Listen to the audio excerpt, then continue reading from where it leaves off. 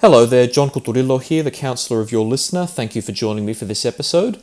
And as usual, thank you to everyone who makes this work possible. In today's episode, I'm going to be reflecting on and exploring the concept of how it's assumed that people cause controversy and trouble in other people's lives purely by expressing their own opinions, their perspectives, their thoughts, their emotions, and similar, and how we consider that other people have responsibility for what they say, even if it is other people's choice whether or not to listen to it. In doing so, I'm going to be also exploring the concept of the potential controversy in being a counsellor who makes social commentary, which is what I do. Before we begin, I must emphasise that if you have concerns about yourself or someone else, never take what you find on the internet as advice. Please consult with a professional or somebody else that you trust. To start this discussion, I'm going to mention a comment that I recently read that was made by another therapist online in a different part of the world. They stated that they had been invited by someone to guest on a podcast to discuss personal life stories, and they were advised by some party that to do so would be a conflict of interest and would potentially jeopardise their practitioner's licence, because to reveal information publicly about their personal life that could potentially be received by one of their clients or a prospective client would be a conflict of interest, because the client shouldn't know that much about their therapist. Now, that was just one of the many moments in which I was thinking about how people perceive there to be a conflict of interest between being a counsellor and being a social commentator. But the perceived conflict of interest is really delusional, because we all too often ignore certain facts about life that need acknowledging. The world is an imperfect place. Life is not easy, and whether we like it or not, there are problems. If we refuse to criticise, and even better, if we can propose solutions, or at least prompt people to think about problems and how they might be solved, we'll never solve them. As humans, as I've discussed extensively, we have hedonistic tendencies. Because life is so uncomfortable and implicitly we know that it's a risky endeavour, we try to delude ourselves into thinking the world is a safe place and distracting ourselves from the anxiety of life's risks by engaging in hedonism, that is to say, pursuing what feels pleasurable, and avoidance coping, which means refusing to engage in anything that makes us feel uncomfortable, regardless of whether it is actually objectively in our best interests. We all have the tendencies. In modest forms, they're minimally harmful, if at all, but by and large, we allow those tendencies to reach far too great an extent. All too often people assume, as I reflected before, that counsellors are just nice people. They just need to be nice to everyone. They don't have opinions. They don't say anything nasty. They're just nice to you. Well, if your mindset is to not think anything negative about anything in the world or anyone, and to like everything, you will make a horrible counsellor, because your job is to understand, first and foremost, the nature of human existence and functioning, and to understand that essence and then apply it so that you can teach people how to better understand their own functioning and make the choices that are going to help them grow and be psychologically healthier. To think that counsellors are always nice people, or indeed that we should avoid saying anything that could be remotely negative, is objectively not healthy. It is avoidance coping. It is hedonism.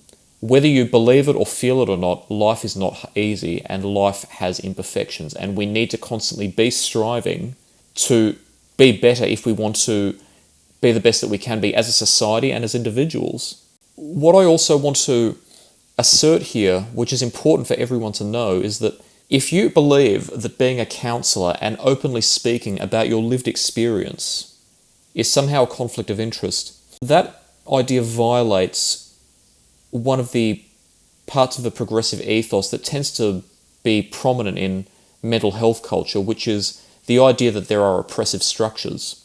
The idea of oppressive structures dictates that the way that society operates isn't necessarily objectively truthful or the healthiest, but is that way designed to benefit a small number of people, rich, powerful people, and to prevent the growth and the advancement of poor people with little power.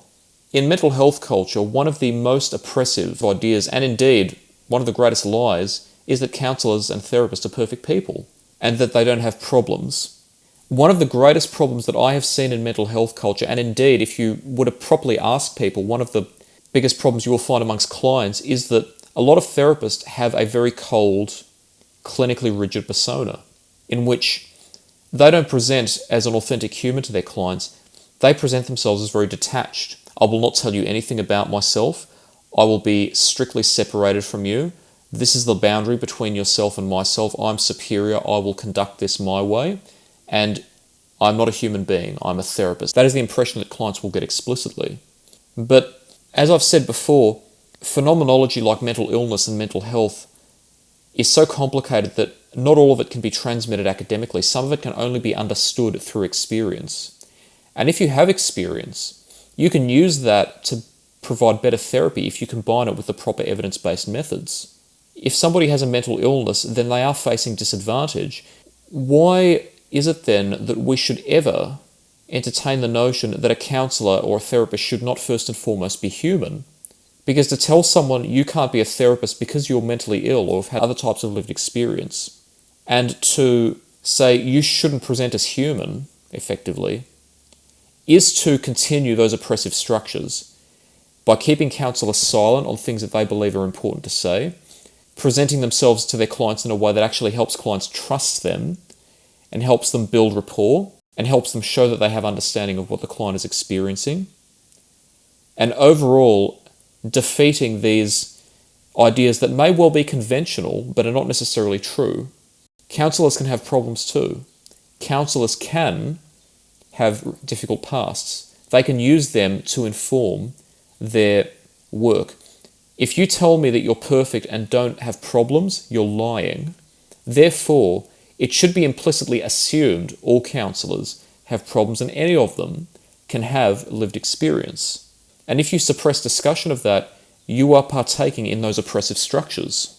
While there are appropriate ways to share lived experience as a therapist and inappropriate ways, and you have to measure those, preventing discussion of it at all is extremely bigoted. It's stating that there is a negative, reprehensible quality to talking about mental illness. So you make a decision in life to help people as a profession, and all of a sudden you now have the obligation not to publicly discuss your experiences, even when you're perfectly justified in doing so. What could be more oppressive than the belief that therapists don't have problems or they have to present as perfect? You ask any client, and they will tell you they would prefer someone who presents as human. They want someone professional and human. They want a balance. Now, you don't have to talk about your experience, but to say that it is a conflict of interest is wildly bigoted. And I know fantastic therapists who do talk about their lived experience, and part of what makes them relatable is talking about their lived experience. As a counsellor, I receive referrals from others, and I also like to help my audience become aware of resources and other providers which may be beneficial, as well as help other individuals and organisations gain exposure. That's why I host the Your Listener Partner Network, and I'd like to thank my partners for their support. I'd like to introduce Claire of Finding Solutions Counselling. Claire is a retired registered nurse and midwife holding a diploma in counselling and registered with the Australian Counselling Association. Married with 4 children and 3 grandchildren, she is constantly amazed at the ways that her clients manage to cope in difficult, daunting circumstances. Drawn to helping people all her life, she thoroughly enjoys using solution-focused brief therapy. This evidence-based modality aids in identifying clients' best hopes. Working in a co-constructive manner, she and her clients describe individual strengths, abilities, skills and traits, explore past positive experiences, or describe the client's hopes for the future to achieve their desired outcome. She presently specialises in helping women with grief and loss issues. Find Claire at www.findingsolutionscounselling.com.au. On the subject of controversy, this is something of which I'm constantly conscious, and I do acknowledge that all too often in the media, material is produced for the sake of being rhetorical. It's for the sake of getting people emotionally aroused and having different people with different opinions fight amongst each other. If you agree with that creator's opinions, you're more likely to buy their content or do what is necessary to allow them to profit from their content. If you disagree or you hate the creator personally, then you're still likely in some way to share. People are still likely to share the content to denigrate it, but that is still publicity. Controversy is often generated on purpose.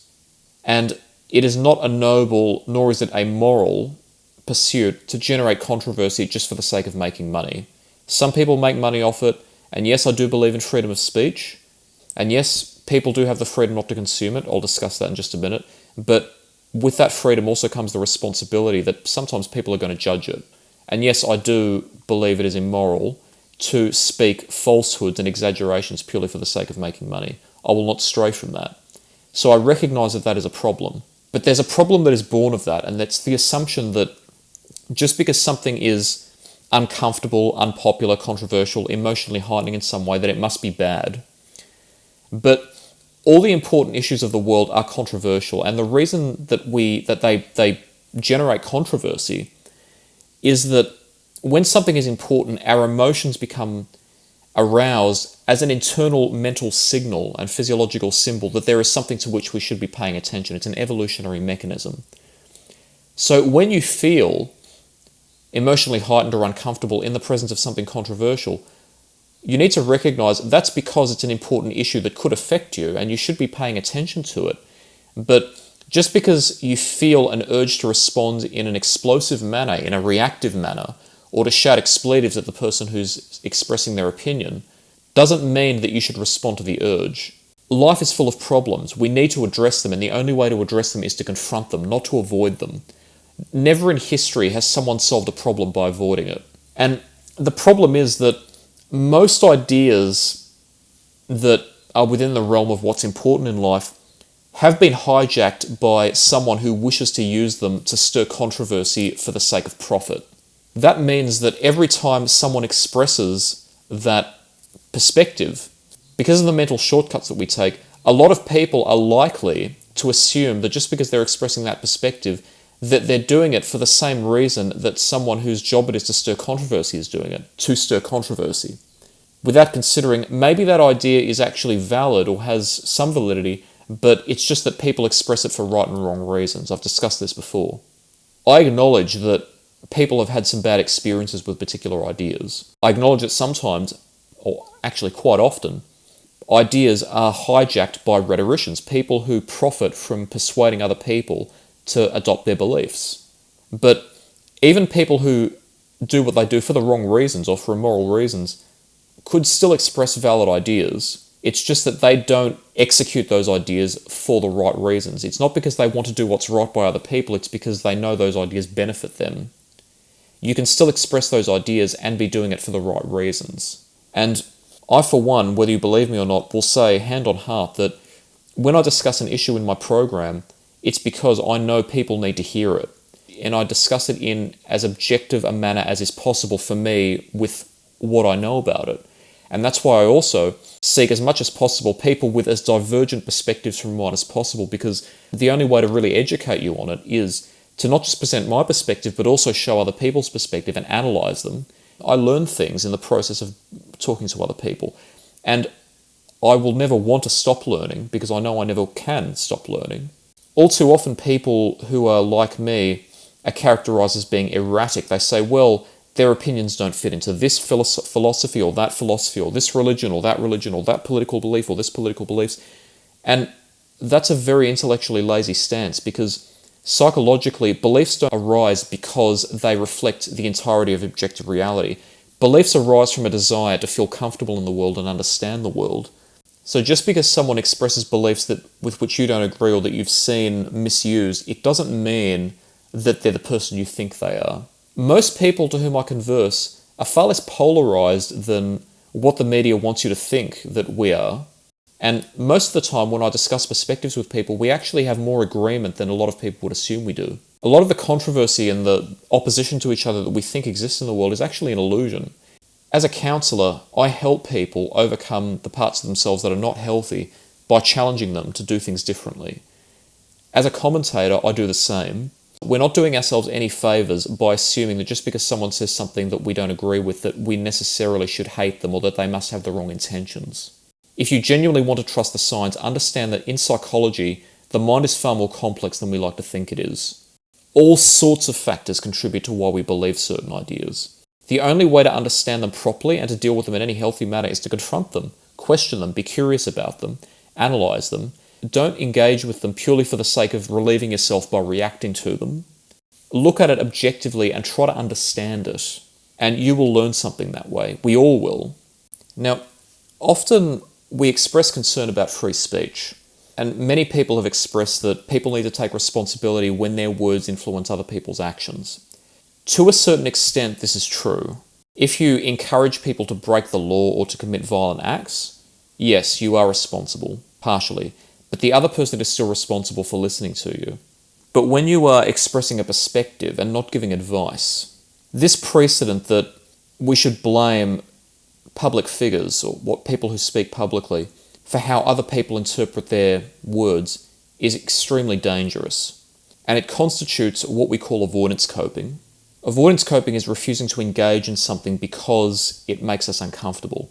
Taking responsibility for what we have chosen to do when it wasn't a good choice is inherently uncomfortable. And what we often do is avoid that by placing responsibility on other people or on other sources. Too many theories, which I will discuss in the future, posit, well, if someone hears ideas and they're vulnerable, they can't choose how they interpret them. They didn't know any better.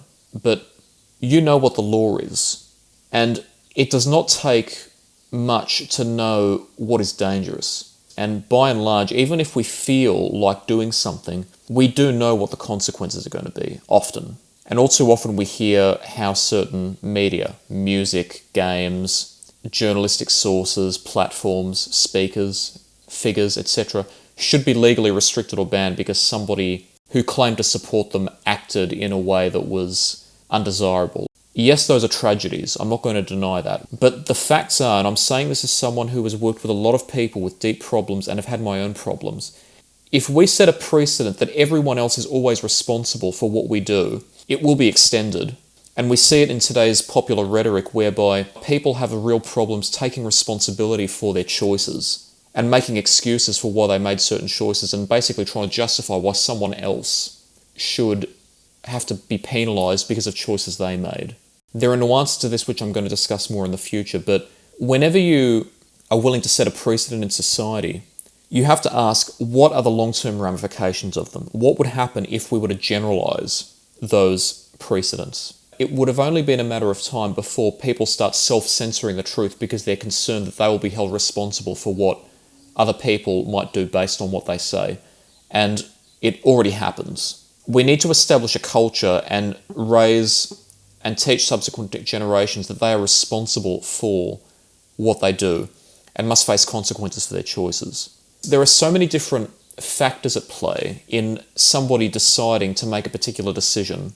There is so much ambiguity in understanding how their mind operates. And there is so much that needs to be said in the world that simply saying, well, if these particular words might cause someone to act in an undesirable fashion, ban them, is just not psychologically appropriate. It's irrational in the realms of psychology. How do you draw a causal relationship between what someone says and what somebody else does? Yes, they may be related in some way, but correlation is not causation.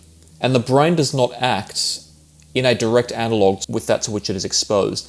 Just because a person is exposed to a particular idea, it doesn't mean that the brain interprets it immediately as an instruction that cannot be ignored to go and act in accordance with it. And sometimes when people act, they act in a way that is a distortion of what somebody else said, not a direct comparison to it. How is it fair that we set a precedent in which people must be silenced because they're afraid of how somebody else would act to it? Why do we not instead hold people responsible for their actions? And at the same time, politicians and powerful people will misuse those suppositions. Whenever a powerful person says to you, hey, if you just give me a little bit more power and give me the right to censor this or ban that, I'll save you, they're lying to you. People who seek power don't do it for the right reasons. They are not trying to restrict your life and suppress free speech and other freedoms for your best interests, because avoidance coping is not in your best interests. If you really want to help a cause, engage with the problem. And even though some people do express their perspectives and abuse their moral right to free speech and express their perspectives because they know it'll stir controversy, that is one of the unfortunate consequences of having a free society. It's not to say it's desirable, it is to say that if we want to protect those freedoms for good people, we have to allow people with not so good intentions to have some of those freedoms as well. Are the answers easy? Not necessarily. But in order to allow life to function as nature intended and to allow all the people who need the freedoms to do good, those freedoms, we have to accept that there are going to be some undesirable consequences. And the minute we decide someone feeling uncomfortable or someone not taking responsibility for their own actions is justification to deny other people their own freedoms, then there's always a risk that that's going to extend to denying righteous people their rights. And it's happened throughout history, and it will continue to happen. So thank you for joining me for this episode. As usual, if you have concerns about yourself or someone else, please seek advice from a professional.